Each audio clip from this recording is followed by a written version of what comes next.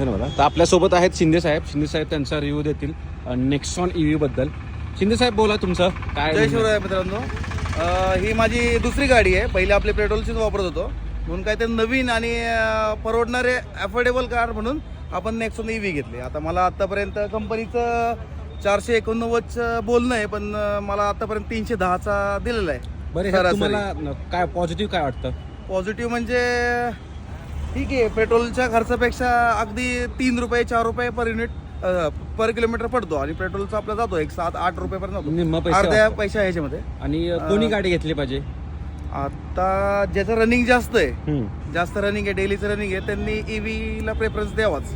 Okay. पण ज्याचं कमी आहे त्यांनी EV नाही घेतली तरी काय हरकत नाही. बरं, निगेटिव्ह काय वाटतं EV कार्स बद्दल? चार्जिंग स्टेशन म्हणजे शोधता एकदम आपले नाके नऊ येतात आणि जे असतात ते काय बंद असतात आणि मग थोडंसं मल्टिपल ऍप्लिकेशन डाउनलोड करावं लागते त्याचं. हा, आणि मल्टिपल म्हणजे जिथे जाईल तिथलं नवीन ऍप्लिकेशन. आता माझ्याकडे स्वतःचे 4 ऍप्लिकेशन झालेले आहेत. ओके. मग महिना झालाय गाडीला आणि 4-5 ऍप्लिकेशन झाले माझे, असं झाले. तर तुमचं शेवटचं मत काय आहे की लॉंग रूटला वापरलं पाहिजे की नाही? लॉंग रूटला आता जसे जसे चार्जिंग स्टेशन होतील तसं चांगलंच आहे. म्हणजे आता आहेत चार्जिंग स्टेशन भरपूर, त्याच्यामुळं लॉंग रूटला सुद्धा EV छान आहे. ओके, धन्यवाद शिंदे साहेब. जय शिवराय. जय शिवराय.